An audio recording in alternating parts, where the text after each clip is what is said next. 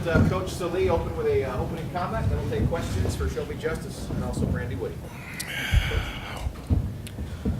This will shock a lot of people if I say I'm speechless, because that's probably a first. But I tell you, our team is just got a look about them, playing their tail off, just finding ways to defend and rebound and scrap, and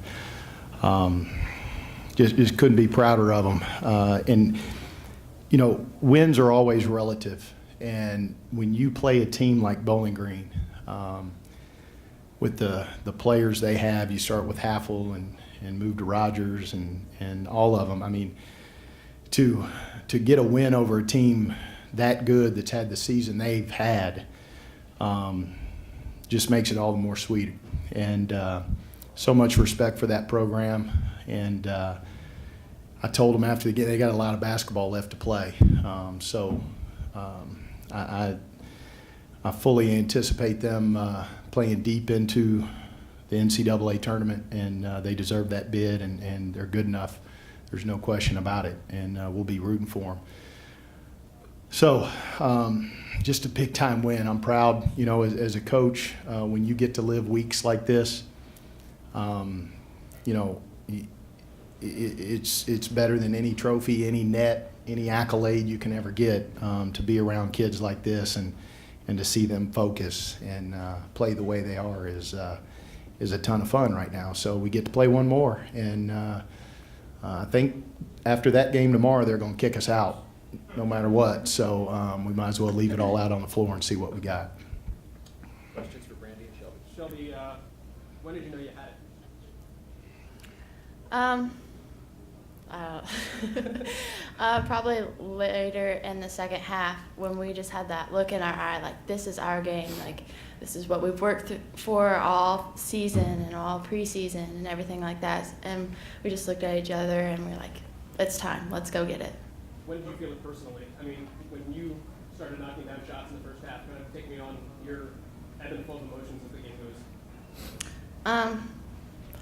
I mean, emotions were high. I was like big shots at big times, but that was from my teammates and getting me that extra pass and making that extra shot. So I don't know, it was just a great experience, and it all came from my teammates. So Shelby, can you talk a little bit about the three-point shooting in the first half? You guys really struggled making threes against them at your place.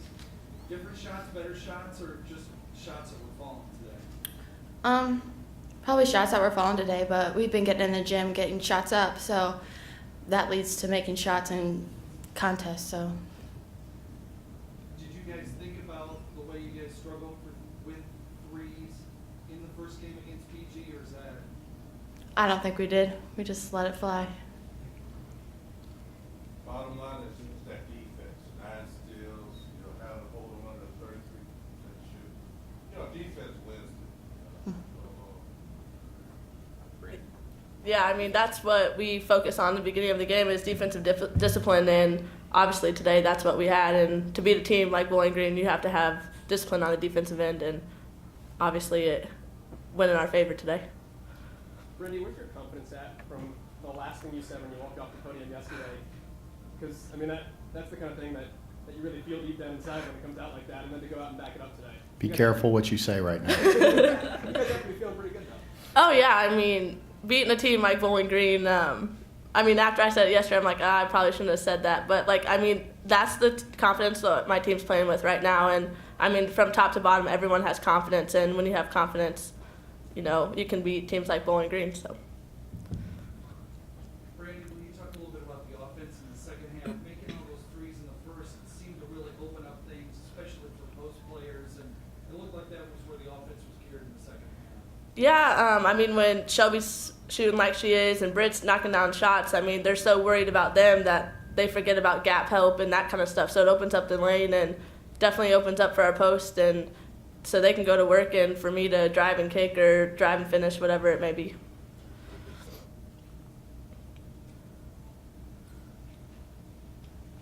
Brandy, Shelby, let's go back to the line. All right, thanks. Questions for Coach Lee? Hey, Brady, the first time we played PG, I forget, 21 turnovers, 12 assists. This time you're down to 13 turnovers, 14 assists. Can you talk about how well your team protected I need to put you on my staff, man. You think the right way. No, that was definitely a big stat when we played at our place. And, you know, we had 21 turnovers, but they played that good. You know, we controlled the first half, and they came out, and Jillian Haffel took over. And she's that good of a basketball player, and she kind of willed them to a big victory. And we still had our chances, you know. So coming out of that first game, even though they had beat us at our place, we know we're a different team now. We knew the things that we had to change. You know, rebounding was going to be one of them. They got us, but it was a real battle on the boards. You know, but the turnovers were huge. You know, and then the free throw battle. You know, only shooting 15 free throws, huge. You know, you can't let them get free points because they're so good offensively. Now you start giving them free points. And the other thing that turnovers do is it doesn't let them get out and run fast break. You know, and that's when, you know, Haffel is a load. And when you get her going, and I thought the tempo of the game from start to finish really went in Ball State's favor. You know, when we can get the game going like that, right now, that's a pretty good equation. Have you ever seen your girls sell out the paint like they did? I mean, Shelby was on the floor as much as she was hitting shots. Jill comes in, Yeah. she takes charge, Big. and it just got contagious. It seemed like everybody at that point thought, we could beat you. Well, you know, to be honest with you, we do it every day in practice. I mean, that's the way we play. You know, we're going to take away the paint, and we're not going to let you beat us in there if we have anything to do about it. And that worried me coming into this game because now they can shoot it.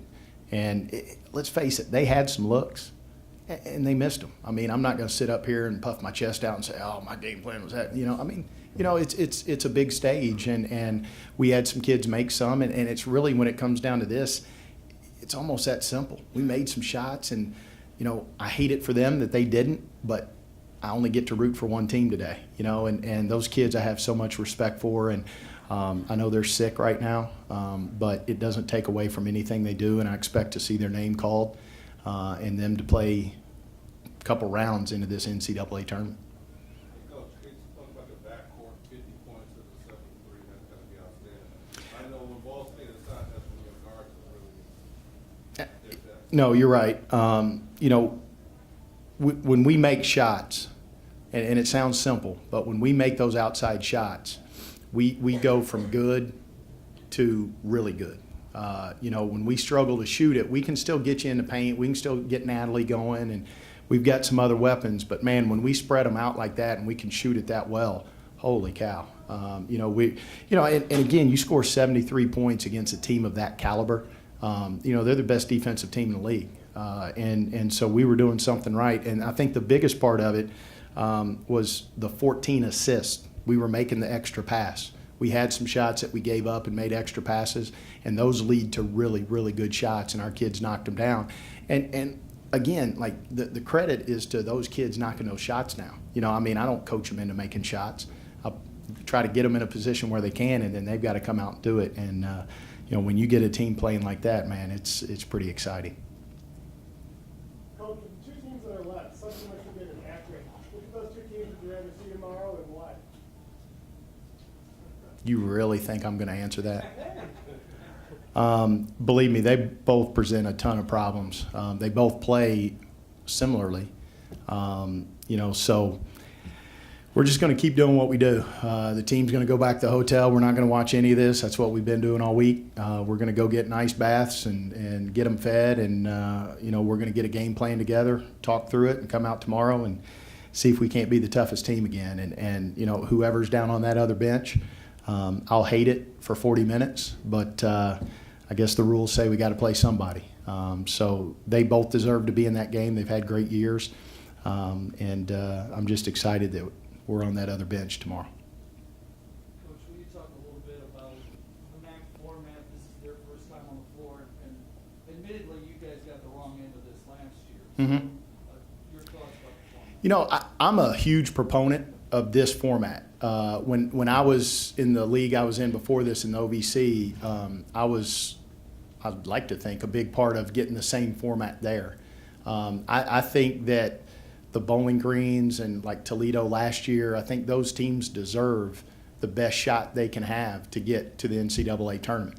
And that's what this does. It 2 games and they're there. You know, here we are. We can't feel anything from our neck down. We're so sore and tired, but, you know, our kids don't worry about that. You know, so I think it's the right thing for the league. Yeah, there's some rust issues, but I'd be shocked if Jen came in and blamed it on that. You know, I just think, you know, and we were in the same boat last year. Akron played better than we did, you know, and that's really what all this stuff comes down to. And I think this is the right format. I think the tournament is in the right venue. This is a tremendous college experience for these young ladies. And if you guys could follow my team around for the last 4 days, you would feel good about what's going on in this league and the experiences they're putting in front of these kids. So we're playing good, you know, and I feel, again, I feel for Bowling Green because they've had a great year, and you hate to see that. But the format, I don't think, had a whole lot to do with it. All right, thanks, guys.